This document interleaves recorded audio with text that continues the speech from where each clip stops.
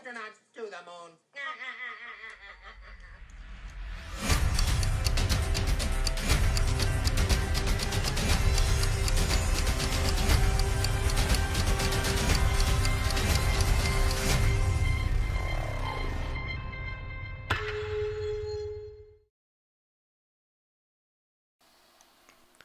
What's going on, everyone? Jeranism, back with another video for you today, discussing NASA and their proofs and their evidence to what they tell us all is the truth. Now, the reason this is important is because, well, NASA single-handedly gets to decide where it is that we live. Now, if where we live is told to us based on fact and evidence, then so be it. If we live in a vast universe full of many suns like our own, and planet Earth is nothing but one of trillions of other planets, then so be it. However, if it is true that we are unique and that there is not billions of other planets, then I find it imperative and absolutely essential that we know this information. So, if anybody is to be challenged at a high level, it needs to be NASA. They need to be held to the highest standard of proof and evidence, and in no way should NASA be given a free ride or a free pass. They haven't deserved it, they haven't earned it, and therefore they should be held to the highest of standards. And so this video is just looking at some of that. I'm going to take a look at the screen now, and you can see this rotating globe courtesy of ESA. And you can just look at that and tell me if you think you live there. Again, if you do, that's up to you. I don't think I live on that spinning ball. That's my opinion, and we're starting to learn the opinion of many others as well. So that's when we need to require proof. Why is it that NASA in 2015, an era of HD, video, high definition photos, why are we still given the same image from 1972 as proof of the Earth in space? We see videos of vast galaxies and satellites landing on comets, but we're not shown video proof of the Earth spinning out in space. We have a rover on Mars taking selfies, taking videos of sunsets. Why are we not shown a video of a lunar eclipse from the moon? Now, a saying that was made famous by Carl Sagan was, extraordinary claims require extraordinary evidence. And believe it or not, being on a rotating ball in the vastness of space, rotating 1,000 miles per hour and flying around the sun at 66,000 miles per hour and flying around the galaxy at 500,000 miles per hour while flying around the universe at 1.3 million miles per hour is an extraordinary claim. And so NASA should know that the requirement by those of us who must take their word for it would be that they show us the extraordinary evidence. And they have not done that. In fact, everything they do is show us just enough evidence to keep us quiet. But is it enough to show proof? Now, I've heard a lot of people talk about the mathematical proof that the Earth is a globe, the mathematical proof of gravity, and they are happy calling this proof. Now, even Einstein knew, if we look back at his geometry and experience speech, when he said his opinion regarding mathematics was, as far as the laws of mathematics refer to reality, they are not certain, and as far as they are certain, they do not refer to reality. He continued, it seems to me that complete clearness as to this state of things first became common property through the new departure in mathematics, which is known by the name of mathematical logic or axiomatics. The progress achieved by axiomatics consists in its having neatly separated the logical formal from its objective or intuitive content. According to axiomatics, the logical formal alone forms the subject matter of mathematics, which is not concerned with intuitive or other content associated with logical formal. Now, if you don't know what an axiom is a rule or principle that people accept as true. So what's basically going on here is if you accept that we live on a sphere, then there is mathematical proof that will prove that as being true. However, you must first accept the axiom that we live on a ball. If you're asking for proof of that ball without assuming that we're on a sphere, well, guess what? Math can't tell you that. We need to see it in reality first, and this is where NASA and the scientific community has dropped the ball. And this is where we reach the problem of, is NASA trustable? The scientific community thinks so, even despite their occult beliefs and practices, both in the past and today. But let's take a listen to a recent NASA Senate hearing, and you tell me if you think they're trustable. What is our next destination for America in space? The next destination for America in space, and I'm not being trite when I answer this, is the International Space Station. We've got to get there 4 more times this year. The long-term destination, after we successfully close out the space shuttle program, the ultimate destination is Mars. And there are intermediate points that we're going to have to get to before we are capable of going to Mars. If you gave me all the money in the federal budget today, I could not get a human to Mars. I could not morally put a human in a spacecraft and launch them on an 8-month mission to Mars because I do not understand the radiation All right, environment. so what is our next destination in space? The next ultimate destination is No, Mars. the next one. Congressman, the next destination, as I said before, is the International Space Station. And All we've right, got to let's do that not 4 be more times. trite then. What is the one after that? It's Mars. So there's nothing in between as far as you're concerned. But there are intermediate stops What on are the way they? there. What's the next one? The moon is a destination. Lagrange points are destinations. Which one is next? You mean where do we go immediately next? Is that the question? That's what next Incrementally? means. Congressman, we are in the process of developing a program. I will have to be able to give you the details, and I will come back and make it for the record in the coming months. So why are we even talking about how to get to the next destination? We don't even know what that is. Congressman, we do know what it is. We know what it is. What is it? Congressman, we can go back and forth forever. We seem to have to here. I'm looking for an answer. Okay. The next destination in the Constellation program was the moon. What After about that, there now, was, since you're planning to Congressman, eliminate the that? program of record and the program to which we are working right now, because you have told me that I have to continue to work the Constellation program. We're talking about the 2011 budget, but if you ask me right now, the next destination is the moon. Okay, good. Now, the Augustine report came up with 4 options and several sub-options or alternatives within the options. Which one did the administration adopt?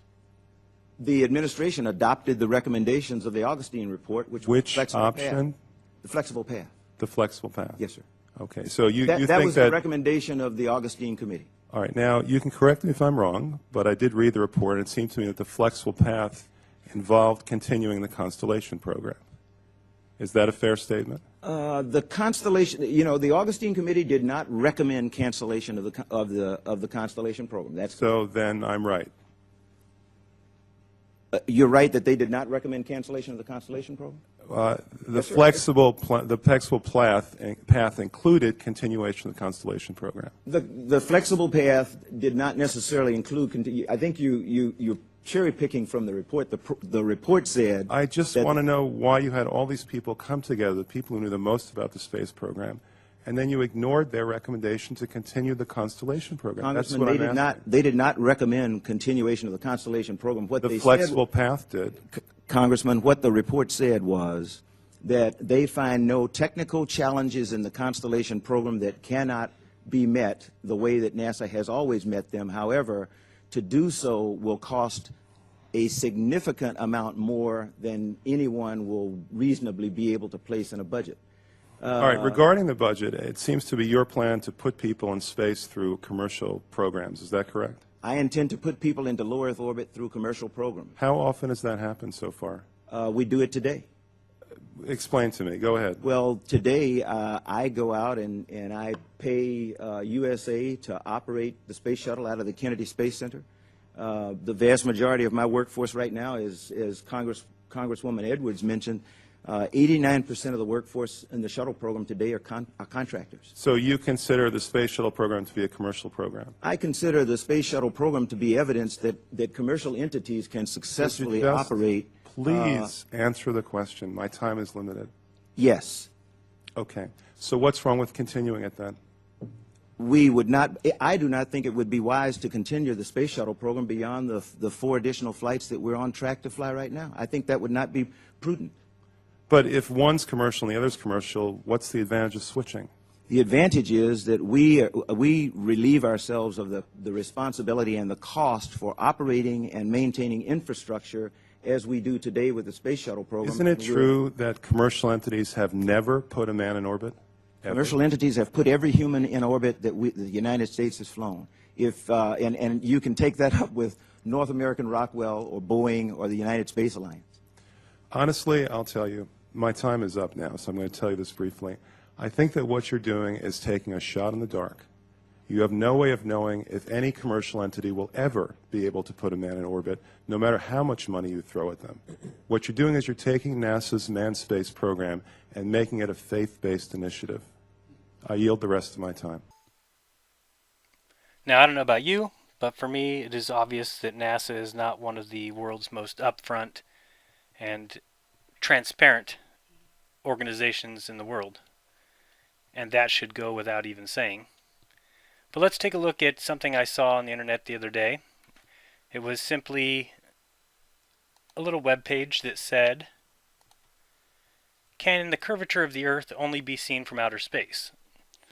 And as the article starts, it says, if you didn't know that the Earth is a sphere, there are 3 common observances you could use to convince yourself that it is.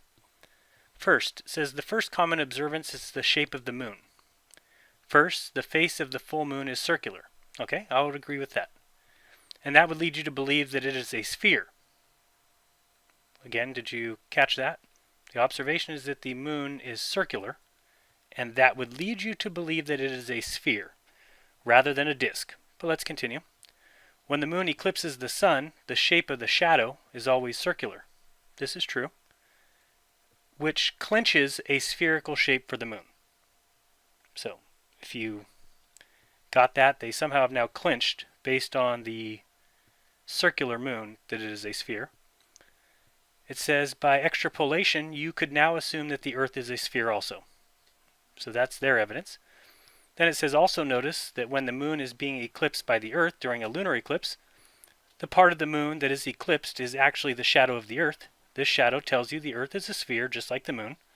We're going to talk about that a little bit and the lack of evidence for any kind of eclipse.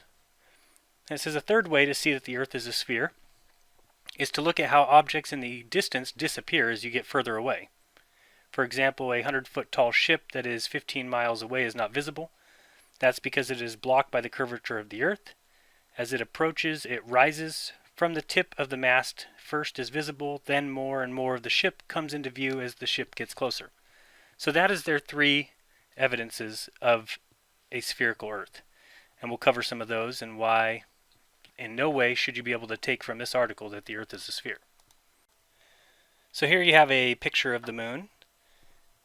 And you can see, if you look at it closely, that it has no hot spot, as would be required, and I'll show you here in a second. If you're learning to draw, or if you looked up how to draw a sphere, and look at the shadowing that would be required of it, that the moon does not show that at all. Notice here, I have 2 different balls, and I'm both showing you what the shadowing should look like. If you look at the left side, the letter A showing you that the top and bottom, letter C, of that ball on the left are darker, because they would be harder to see. You would see the center easier than you would see the top and the bottom, therefore they'd be darker. You'll also see that the letter B is showing you in what direction the light is coming from.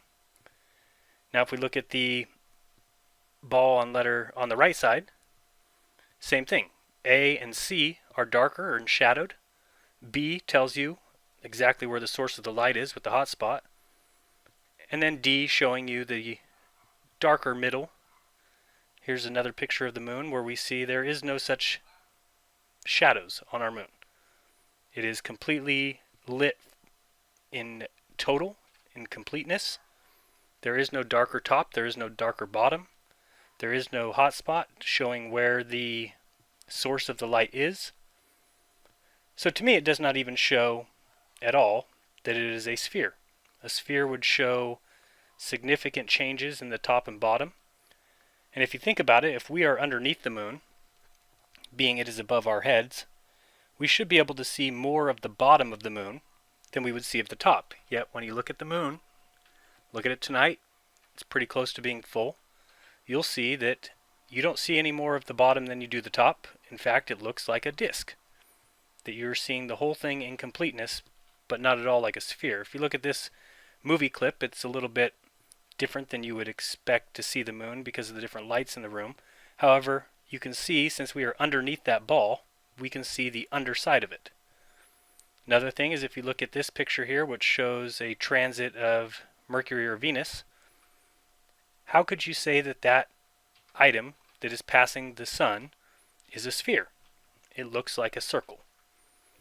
Now, in regards to some of the eclipse proofs, this particular picture you can find if you just look up blood moon eclipse. You'll find this right in your first couple results. The photographer here, his name is Karim Saad, and I'm putting his his contact information in the description, because if you're like me, you'll want to send him an email and just mention to him that clearly this is a fake image. If we look at Y, you'll see in the first two images that he's shown here, look at what you would call the butt of the moon, the little explosion point, and you'll notice that that has moved. You'll also notice here that in between the fourth and fifth image, look at the difference in the noticeable areas of the moon. So you can see I drew some lines to show you where they're at on the left, and then look at the right. They're significantly higher. This is a screenshot of an eclipse that you can find on YouTube, and you can see clearly that this is their little lead-to image, and if you look at where the butt of the moon is here, and then look at when the video starts, look where the butt is now. So these are the kind of things I'm noticing when I'm looking at eclipses. I'm seeing the moon being turned in different directions, and I'm seeing video footage that is turned off right before the end of the eclipse or right before the beginning of it. So if anybody has any complete footage of an eclipse, I'd love to see that, because as of right now, I don't think any of it is sufficient proof at all. Here you see a diagram of them showing how the lunar eclipse takes place, which is a short eclipse, usually 90 minutes in total from the time that the Earth's shadow appears on the moon until it disappears. But if you look at that, how could it only take 90 minutes for that to happen? All you have to do is take a look at that diagram and understand that if the moon takes a month to go all the way around the Earth, how is it that the period of time it moves through the Earth's shadow takes 90 minutes?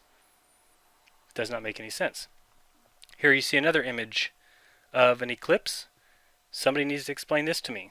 Is not the shadow coming from the top? How could that be possible? Then is the sun underneath us? That makes no sense. None at all. So hopefully somebody has an explanation for that, because I'm just starting to see a bunch of fraud. Here we have a picture of the leader of JAXA, which is the Japanese space program, and the head of NASA. The reason I bring up JAXA is because a lot of people call them a secondary source. They like to tell me that NASA isn't solely responsible for our view of the Earth, that other space agencies are. But here's JAXA showing us, for the first time ever, an eclipse from the moon. Now, again, I'm not that smart, I'm not a scientist, but I'm not that stupid, that this Earth took up the entirety of the sun, just like the moon takes up the entirety of the sun from our vantage point during an eclipse. How would the Earth not cover it completely? We're not the same size as the moon. We're 4 times bigger. Wouldn't the shadow over the sun be 4 times bigger? How would it be identical? It wouldn't. So these are them just passing off little nonsense, calling it truth, calling it fact, calling it proof, and it's not. This is the Japanese orbiter that is orbiting the moon. This is a video they've shown that is their proof of the Earth. And you'll see, as you look at that the clouds are not moving, that the Earth is not spinning. And if you just look at the ground here in a second, there's another video also by them as well, and by the same orbiter. Here it is. Now what just happened with the ground there? Pretty disgusting, if you ask me, that these people are considered scientific, that this is in any way considered any kind of proof, or that we should accept what they hand us as being evidence of anything. This to me is evidence of nothing other than fakery, CGI graphics, and nonsense. For starters, look at the size of the Earth from the moon and realize that we're smart enough to know what the moon looks like from Earth. So can't we, using our own brains and our own reasoning, decide what size the Earth would look from the moon's vantage point? Yet this supposed real-life image clearly shows nothing like we would expect. Think of the detail that we can see on the moon from Earth. Zoom in with a nice camera and you can see high levels of detail. Do we ever get to see that kind of detail from the moon looking at Earth? Of course not. We see these faraway views, the tiny little Earth, the no morphing clouds, and the size is just way off. These are the kind of things that we should question, and just in what I've showed you already is enough questioning to deem what NASA says is complete insufficient proof of their extraordinary claims. This is another image or video from JAXA showing the final moments of their orbiter's path until it crashed into the moon. And you'll see here now all of a sudden we can only see a strip. There's nothing to the left or right. What was wrong with the images we just saw? Why do we have to see something different here? Does not make any sense, and anybody who just sees this and believes it has obviously chosen to give up their own intellect and the use of their own brain and decision-making skills. For instance, this is NASA's proof that we landed on the moon when they sent their orbiter to show us the landing spots of Apollo. And you'll see what they're doing here is just changing the pixels just enough that they can call this proof. It's pretty gross, and again, if they were an organization that had earned our respect and earned our trust, then that's another story. But that's not exactly who NASA is. Of course, the scientific community tells us if we doubt the NASA story that we're idiots and brain dead. And people like Professor Brian Cox, who says the moon landings happened, and the question is nonsensical. It's like saying, was America ever discovered? Right. Well, yes it was. Did we work out how, or did we discover penicillin? Yes. Did we go to the moon? Yes. That's the evidence. There is no information content or use in debating it anymore. So, if that were the case, there would be sufficient evidence that we went to the moon. And is there? I think not. So my question always goes back to why science feels the need to hold on to NASA so tightly. Science doesn't have any occultic beliefs or any religious connections. However, NASA clearly does. Just look up the occult and NASA, and you'll be searching for days. You can just look at their inception and Jack Parsons, who is responsible for JPL, who now works side by side with NASA and all their missions. And look at Jack Parsons and his connection to the occult, his connection to Aleister Crowley, and his connections to trying to bring about the Antichrist in the late 60s. These things are all part of NASA's past, as well as its connection to the Nazis, and the fact that 1,000 of the scientists who were Nazi war criminals were brought over by the United States, and this way they were able to avoid any kind of trial, and instead were just placed at the head of NASA to start our rocket program. Here's a song you might enjoy from Tom Lerner.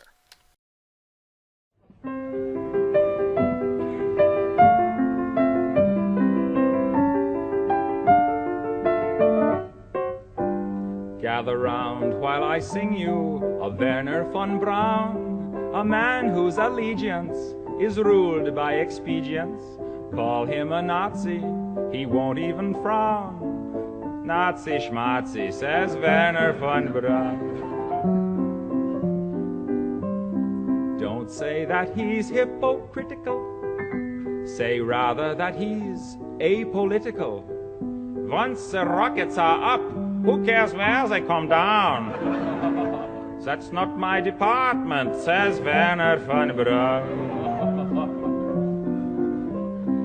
Some have harsh words for this man of renown, but some think our attitude should be one of gratitude, like the widows and cripples in old London town, who owe their large pensions to Werner von Braun. You too may be a big hero once you've learned to count backwards to 0. In German or English, I know how to count down.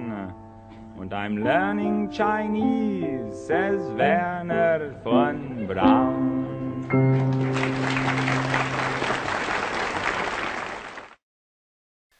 Add to that everyone's favorite astronaut, Buzz Aldrin.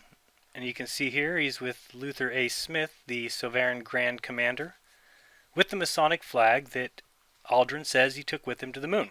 Something that none of us were told.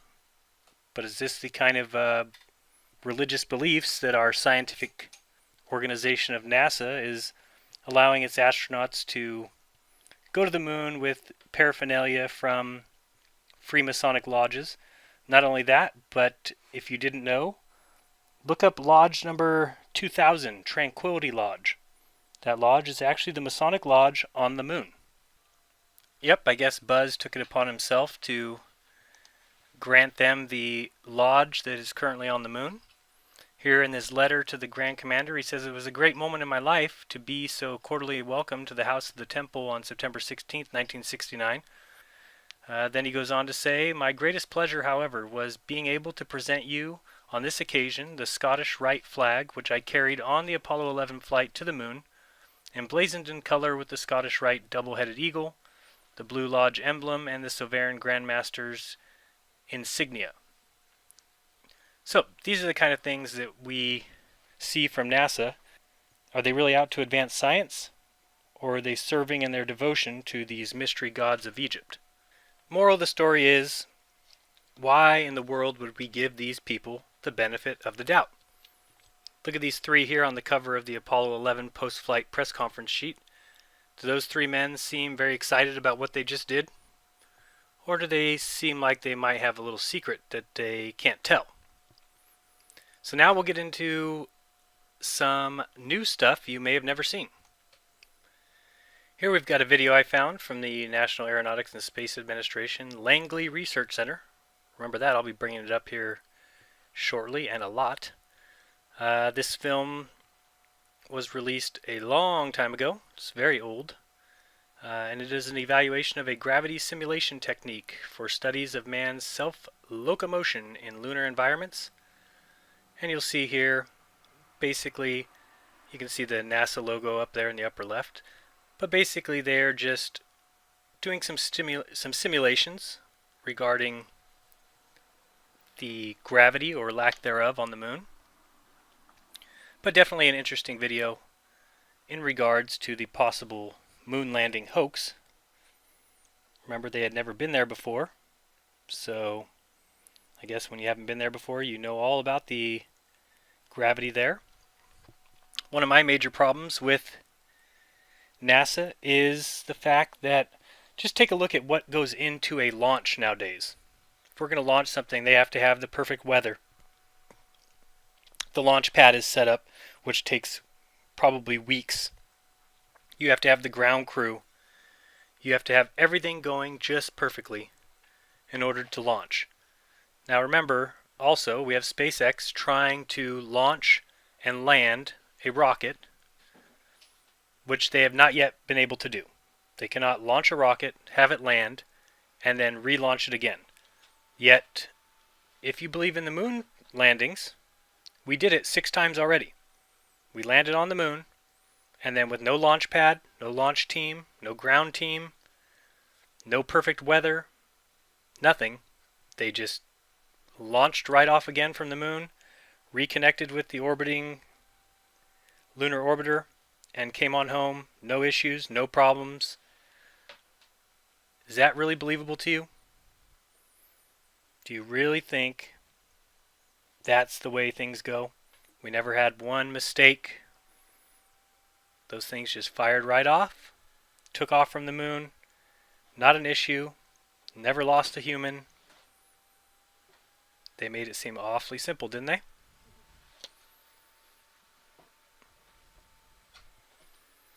Here we can see some more gravity video. Here's some other video I found just to show you. This is video from Apollo 8, I believe. As you see, the camera is going across the lunar surface. Now if you pay attention here for a second, you'll see something interesting. And that the camera will, as showing the lunar surface, watch it flip. See that? How did that happen? Another video of theirs, which clearly could not be any faker. But these are the kind of things that the scientific community will just pass off and call proof. But not me.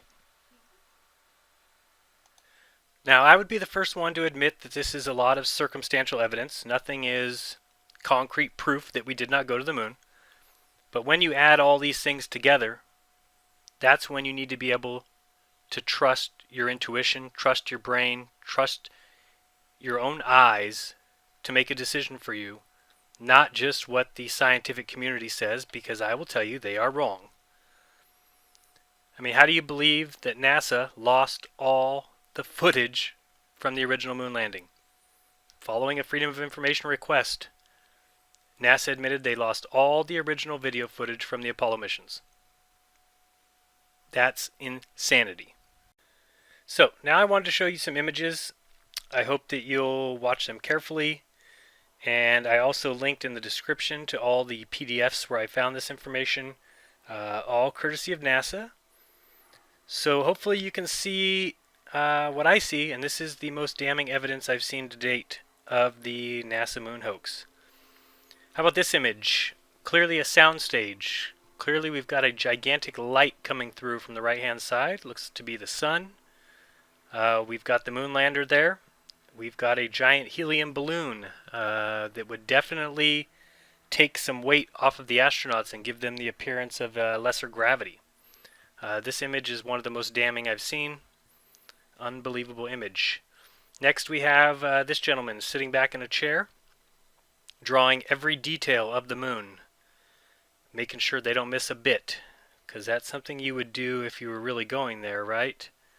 Or would you do it when you are pretending you went there? You can see another image of him from the side here. We also see him here drawing every crater, nook and cranny on the moon, which would not really be necessary unless you were trying to fake something. Another image here, we can see the track clearly behind it, which would easily allow them to show the moon lander as it approached the moon's surface. We see again here, making sure every detail of the moon is just right. More drawings of the moon. I don't know about you guys, but this is the kind of thing I look at and just say, we didn't go. We got these guys making sure that they see what they want to see. These are some shadows of the moon. Now, I don't care what you say, that is a plaster of Paris model of the moon. Look at the shadows. We don't see mountain ranges and Earth casting shadows like that. This gentleman here is looking at some photos very carefully. Notice behind him, we've got a little play structure, a model of the lander. These guys were all out in the fields. They were making sure that they were radioing back exactly where the astronauts would be at each time. We see another lander behind this gentleman out at the Langley facility. I have nice links to that in the description so you can see. Here's another nice image. Again, if we were just practicing, would we need the black backdrop in this little sound stage? Here's another little diagram showing the track and the models of the moon. You'll see what they call a projection sphere. So they're projecting onto this sphere what they would see as they're landing. We'll see here this nice little apparatus which allows them to simulate gravity. This image here looks like a giant picture of the moon, but if you want to see how big it is, look at the two gentlemen standing at the bottom. This is the Langley Research Facility. A lot of people say, well, how would they have faked it? Where would they have gone? Well, let's start out with the place that they admit that they used to practice the landing. Because you can really practice landing on zero gravity, or 1/6 the Earth's gravity. Base it all off these cables and pulleys. This stuff is so obviously what was used to fake the moon landings. This document here shows that they used microwave technology when doing these practice stunts. If you were practicing it and you were totally open, why would you just not use radio? It's not a big deal if somebody hears you, but instead they hid it all with microwave technology. They wanted to keep people away from the area. This right here is a machine shop out there right where the USGS could use it. Make whatever you wanted at the time. Does that little structure look familiar on top of that truck? It is the simulator LEM, L-E-M. You can see the little triangle windows out there. We have people from the USGS that were in charge of taking film or taking photos or keeping the area clear. This here, very damning to me. Just a huge soundstage where they are allowing all the stuff to take place so that they can pass it off as being legit. We saw this gentleman before. All these guys work for the USGS Astronomical Division, which you wouldn't think is such thing exists. This guy is making sure that the colors on the camera are correct, because that makes a big difference when you're on the moon. We should just test what the cameras are like on Earth, right? These guys are just hanging out.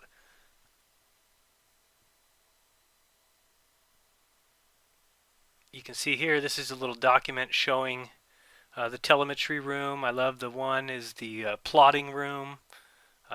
Some of this stuff is a little hard for me to see right now. You can probably see it better than I.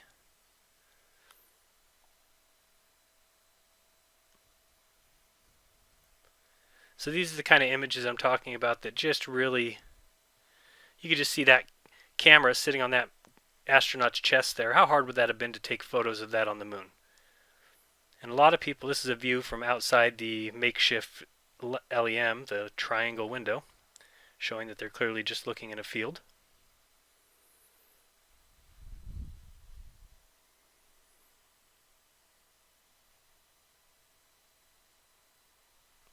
More interesting photographs. There goes the LEM.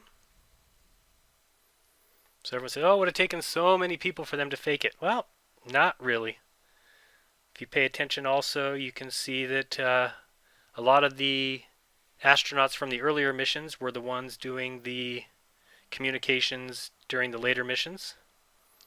We've got people flat out taking video out there at the crater location. Were these things just used to pass it off? We'll never know. Here's their little data station where they're getting all the information. Nothing was live, guys. Just so you know, nothing was live. It wasn't as if they're acting on the moon and we were getting the information live. That's not the way it went. Everything got funneled into centers and then sent out live from there. See here, more video camera footage.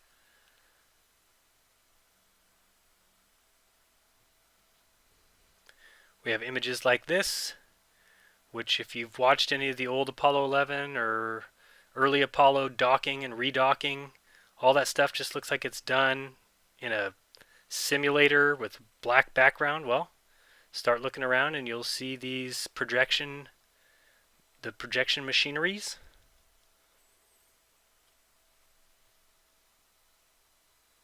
So hopefully you can read some of the stuff that I cannot read as it's playing in front of me now. But you can see this is a projection sphere as well, or projecting a planisphere. And these are all from actual NASA documents. This is a star field simulator projection. So I'm hoping you guys will realize at this point that I don't care what science says. I don't care what the geniuses of the intellectual community have to say. There's just too much damning evidence in my mind. I mean, look at that. Isn't that exactly what you see on those old films? This is just too much damning evidence for me just to keep letting them get away with it. You would not need all this detail, the redrawing of the moon. Would you need that if you're going there? You got this photo here again. No tracks behind the rover.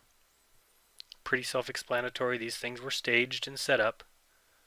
I'm sure you've seen this image 1,000 times. There's no way that's real. Have you ever actually looked at the LEM? Take a look right here. I don't know if you can see closely. This thing is black construction paper with masking tape. I kid you not. Look carefully. That's a cardboard box. It's not even close to anything near scientific, and yet we let NASA get away with this stuff. Look at that. Do you think that flew to the moon and then took off from the moon? Come on, guys. So last but not least, let me just say again that if NASA wants us to believe that we went to the moon 45 years ago and just haven't been back, then they need to show their extraordinary evidence for this extraordinary claim. You'll see here, this is just a picture of the Amundsen station at the South Pole. You'll notice parked right in front of that sign is a Freemasonic symbol sitting on a pole right in front of it. Those are the kind of things that make me question what is going on. Why is NASA the only company, or the only group responsible for telling me where I live, and everything I see from them tells me not to trust them? So, if we are to believe that we live on this sphere Earth, and that we're rotating 1,000 miles per hour, and that gravity is holding us all to the ground, then where's the extraordinary evidence? Where's the proof? And not just what they give us and tell us this is proof, deal with it, but we need to see proof that is actual evidence. Why is there no video of the Earth spinning in space, taken from space? We have tons of every other kind of video. NASA will give you anything else you want. They'll give you video of Jupiter, they'll give you video of Saturn, but they won't give you video of the place they say you live. You also have to remember that anybody who went public and said anything against what NASA wanted usually ended up dead. Look at Gus Grissom. Pete Conrad, rumor has it, was going to go public in July of 1999. He was killed shortly there before, 3 weeks before the 30th anniversary. You could take a look at Stanley Kubrick. Whether he had anything to do with it or not, he did make a movie called Eyes Wide Shut that he wanted released exactly on July 16th, 1999, which would have been on the 30-year anniversary. He also died shortly before that, and at that point they actually cut the movie and made it quite different than his vision of that movie was supposed to be. You could look at Vernon Walters, who was in the movie The Dark Side of the Moon, which was a mockumentary, But in that movie, he said something to the effect of, they faked it all, it was all a hoax. That interview was given on February 9th, 2002. He was dead February 10th, 2002. Again, even if it was a mockumentary, he said something he wasn't supposed to, it looks, and he paid the price. Again, we have SpaceX still trying to get a spacecraft to take off and land again, but NASA did that easily 6 times between 1969 and 1972. Again, a lot of these images, if you just add up the total amount of images and the amount of time they had to take them, doesn't add up, which makes sense because a lot of those images weren't around before 1990. Go ahead and look at some of the quality of those images that you see. Just look up Apollo images. And remember, those pictures were taken between 1969 and 1972. Some of the quality is unbelievable. Then go look at other images from 1969 to 1972, and you'll start to see that a lot of those images that didn't surface till 1990 when the internet started to come out probably weren't taken till 1990. You can also ask, why is there no pictures of Armstrong on the moon? Is it because he refused to have them take any images of him or say the images that they were taking were of him? But no, there's not images of Armstrong on the moon. So again, NASA, if you ask me, you have a lot of explaining to do. And the fact that you blow us all off and expect us to believe your LRO pictures, which are nothing more than pixel changes, is crazy. There's a lot to be proven here, and when they won't prove it, that's why you start to question, is where we live what they say? And if it isn't, why would they hide it? So if you guys want to laugh that the Earth is flat, laugh all you want. If it was a sphere and that was so easily provable, I guarantee you they would have proved it by now. And some of these proofs that are out there are just a joke. This laser pulse that they shoot off the moon, that the Mythbusters decided to sell out on, is a joke. Apollo, that's what they call the actual thing that shoots the lasers, shoots 20 pulses per second, and each pulse has 300 quadrillion photons. And they're lucky if they get 1 to 3 back. Not 1 to 3 quadrillion, 1 to 3. Also, if you look up May 9th, 1962, several years before we ever went to the moon, they were bouncing lasers off the moon to get the distance at that time. So why now would we believe that it's only because there's these laser reflectors there that they're able to do it? Obviously they were doing it 7 years before we ever went to the moon. So a lot of people ask about Russians. Well, the Russians, why would they allow us to do this? Well, do you think you see a lot of Russian websites? Do you think you see a lot of Russian newspapers? The fact is that seen across the entirety of Russia, it was called a hoax. It was called a fake. That's what they told their people. And you have to remember what kind of era we were in when Russia was communist. And if you know anything about communist Russia, is they held everything really close to the sleeve. And this may have been something that they were going to wait and hold, knowing the truth, and when it came time would let out. But then remember, the Soviet Union fell. So these are the kind of things we need to look at. And if you're able to take all this information and say, yeah, we still went, email me, say so, let's chat, because there's just no way.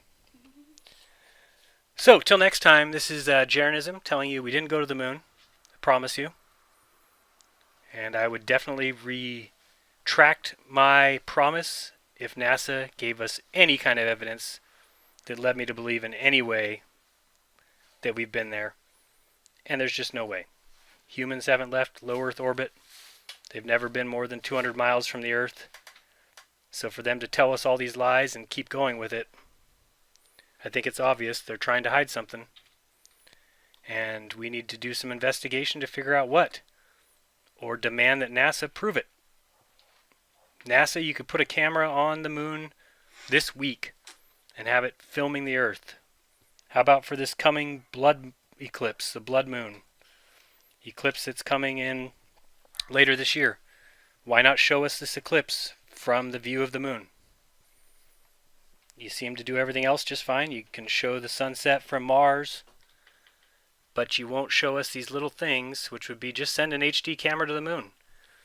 Have it show us where the landers are. Have it show us where the flags are. All these tools, all this equipment, all this gear. How about the moon rover, the buggy?